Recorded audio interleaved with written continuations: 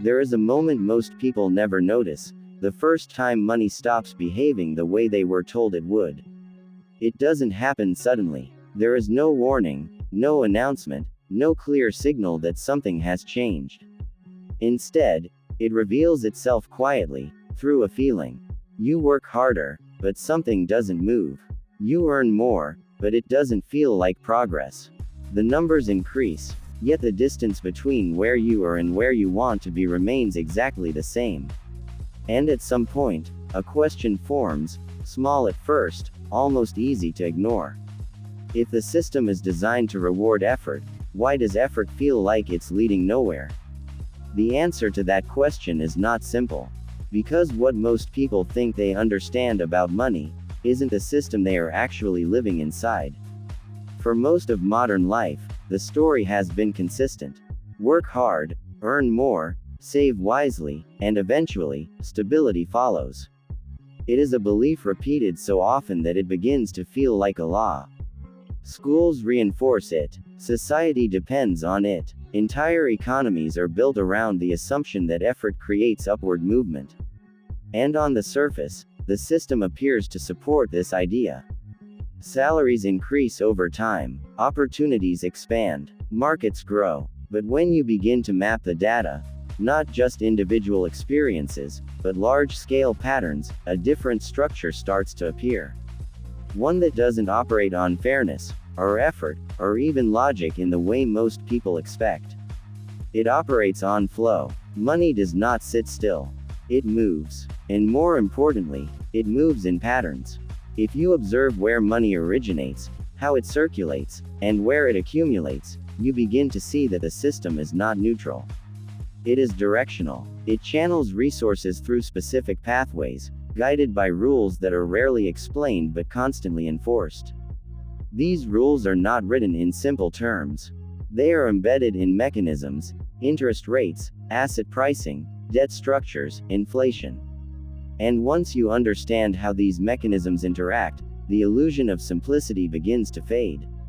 Consider this. In the early stages of earning, most people exchange time for money. It is direct, predictable, hours worked, income received. But this form of exchange has a limit. Time cannot scale indefinitely. There are only so many hours in a day, so many years in a working life. And while income can increase, it does so within boundaries. Meanwhile, another part of the system operates differently. It does not rely on time. It relies on ownership. Ownership changes the equation, because assets, whether they are businesses, real estate, or financial instruments, generate value independently of direct effort. They grow, not because someone is working more hours, but because they are positioned within the system in a way that allows them to capture flow. And this is where the first hidden pattern emerges. Over time, the majority of money begins to concentrate around assets, not labor. This is not a theory. It is a pattern observable across decades of economic data. When you compare income growth to asset growth, the difference becomes clear. Wages tend to rise gradually, often struggling to keep pace with inflation. But assets, especially those tied to markets, have historically grown at a faster rate. And because ownership of these assets is not evenly distributed, the benefits of that growth are not evenly experienced.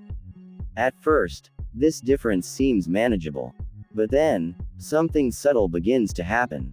The gap widens. Not dramatically at first, just enough to register. A slight increase in inequality. A small divergence between those who own and those who don't. But as time passes, the divergence accelerates. Compounding takes effect. Gains build upon gains. And, eventually, the system reaches a point where the distance between groups is no longer linear, it is exponential. This is where the second pattern becomes visible. The system rewards position more than effort. If you are positioned within asset growth, your wealth expands with the system. If you are outside of it, your progress depends on factors that move more slowly: salary increases, job stability, cost of living. And when these slower moving elements collide with faster moving ones, pressure builds. This pressure is often described in personal terms. stress, financial strain, the feeling of being stuck. But beneath those experiences is a structural reality. The system is not designed to move everyone at the same speed. It cannot, because its mechanics depend on imbalance. This may sound extreme, but consider how money is created. Most people imagine money as something fixed, a resource that exists in a stable quantity. But in modern economies, money is largely created through debt. When loans are issued, new money enters the system. And that money carries a cost, interest. Which means that over time, more money must be generated to repay what was created. This creates a constant need for expansion.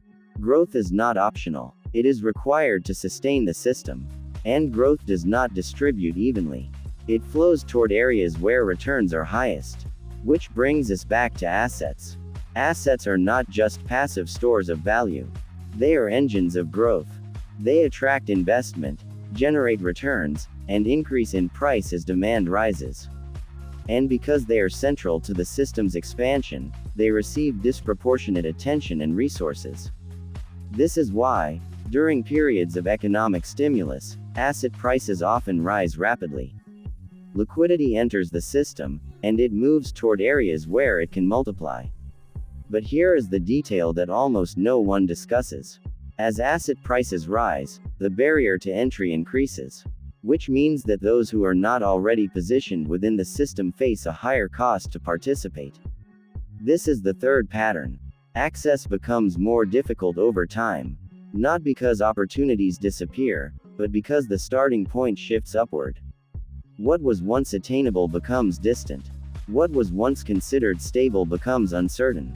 And slowly, the system begins to feel less like a ladder, and more like a moving platform. You are not just trying to climb. You are trying to keep up. This is why effort alone begins to feel insufficient.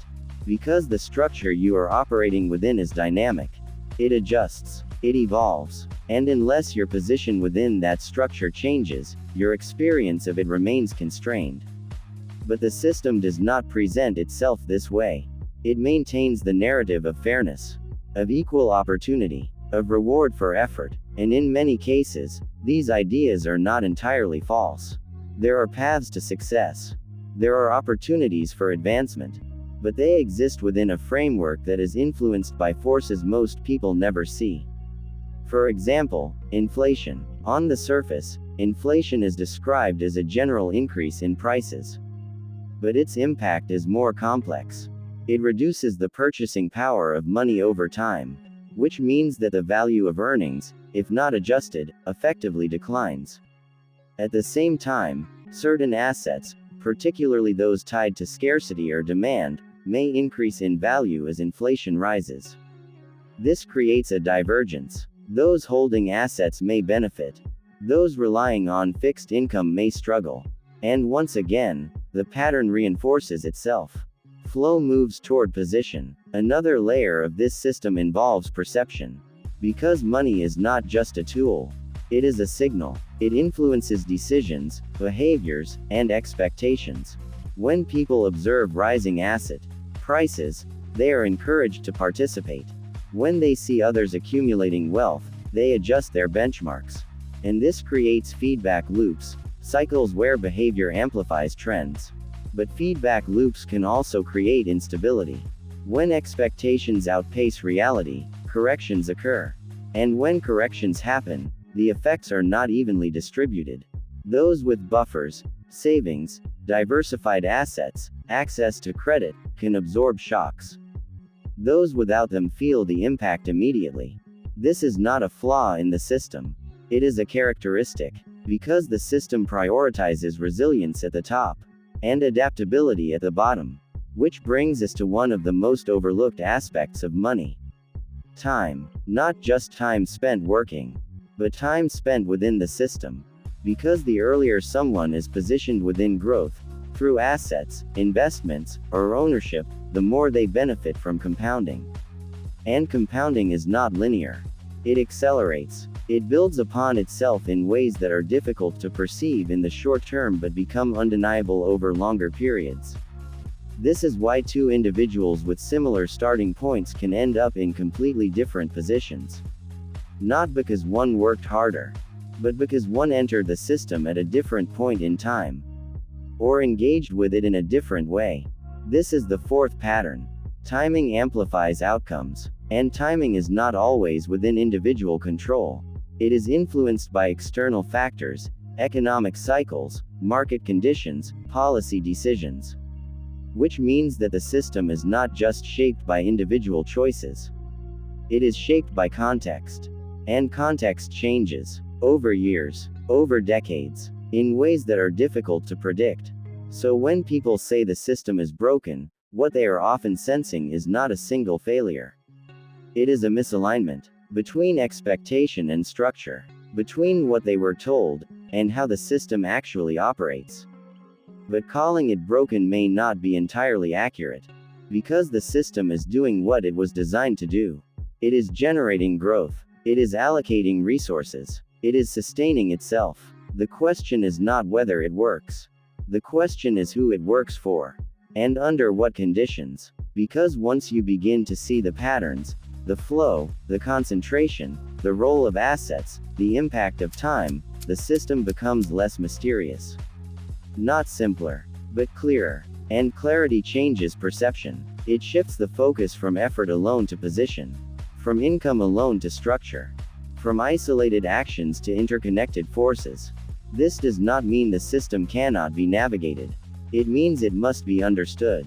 Because operating within a system without understanding its rules is like moving through a maze without a map.